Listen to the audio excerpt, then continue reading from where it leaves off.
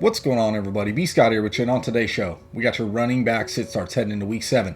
Obviously, there's some must-start running backs, but there's guys this week especially that are on bye, dealing with a lot of injuries, and I got some running backs that I think you should be starting or sitting heading into week 7. So keep it locked and loaded right here at the First 4 Downs.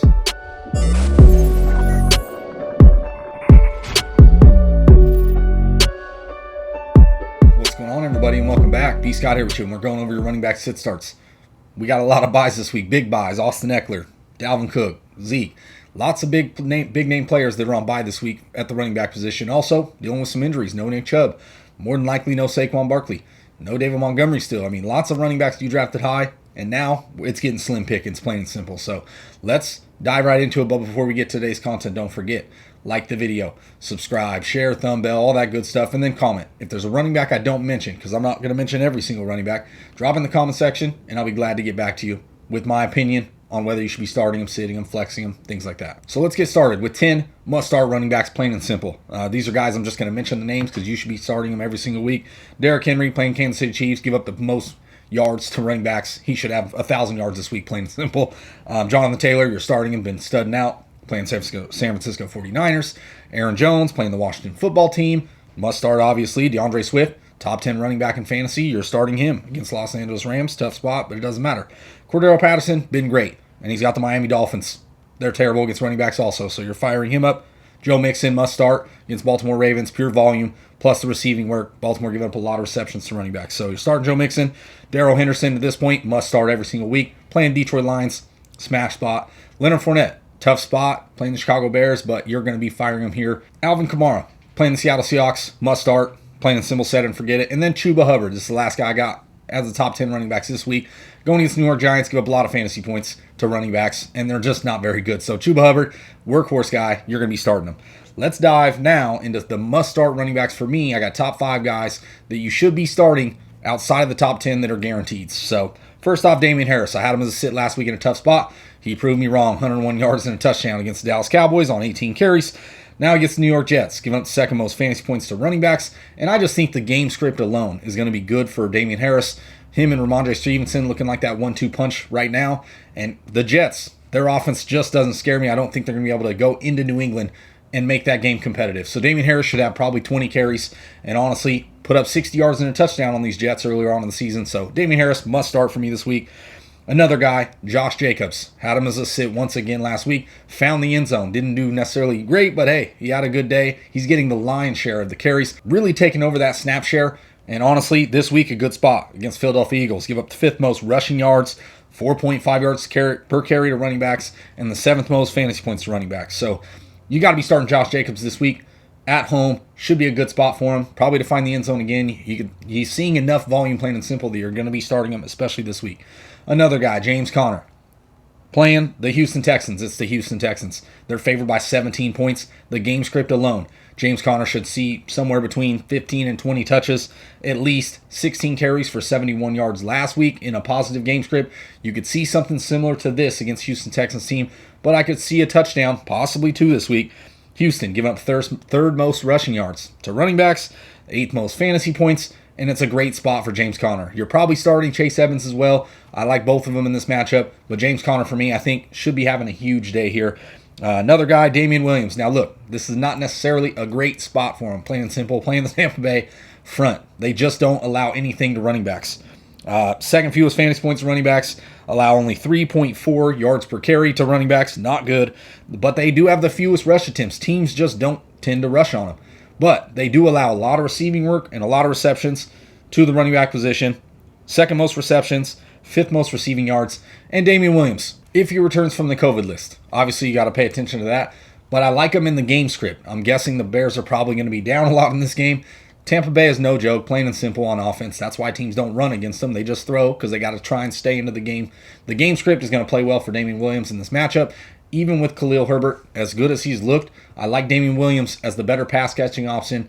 And if the Bears tend to fall behind, which they probably will in this game, I think Damien Williams will have a pretty decent day, especially in the receiving game. You've seen it with Gaskin.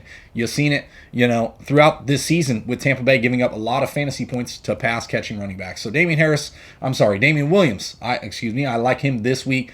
over a guy like KHALIL Herbert, who's probably going to be the early down guy in a tough matchup, plain and simple. So Damien Williams, he's a start for me. You got to look at what options you have, and honestly, I just think the receiving work alone should benefit him in the game script in which we would assume this game to go.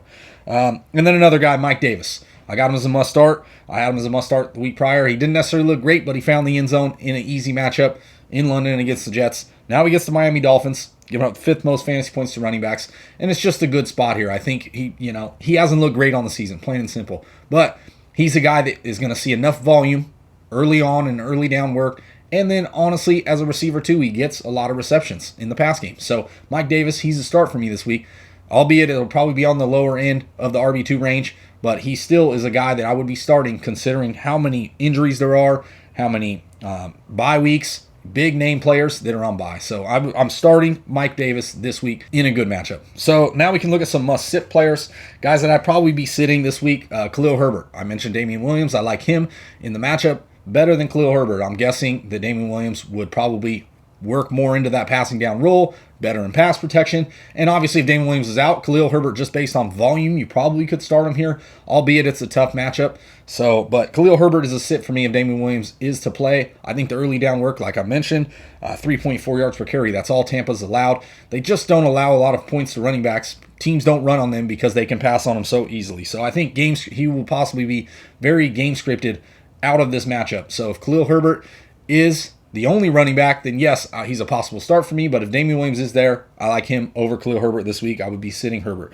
DEVONTAE Booker, he's a sit for me this week. I had him as a potential start last week just based on volume. Still saw, I want to say 12, 14 carries, but not a good day for him. And then this week, going against the Carolina Panthers, give up the fewest fantasy points to running backs, the fewest receptions, the fewest receiving yards, and it's not a good spot.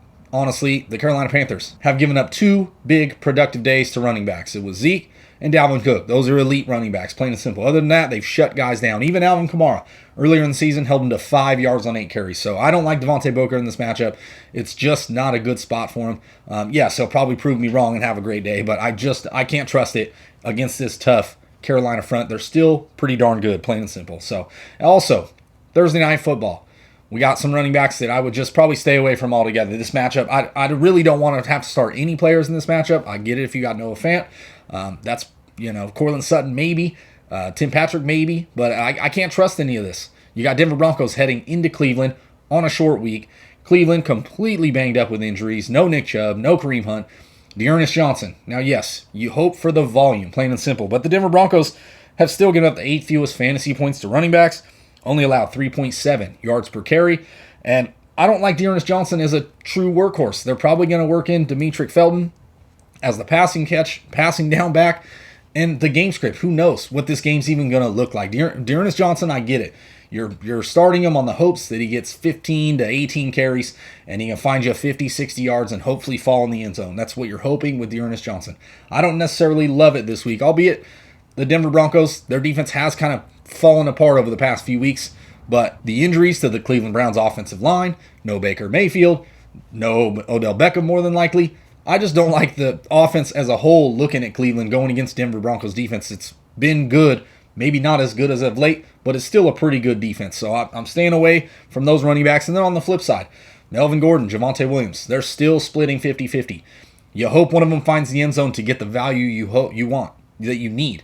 But I just don't like the matchup here. Cleveland giving up 3rd fewest fantasy points to running backs, also allowing 3.7 yards per carry to running backs.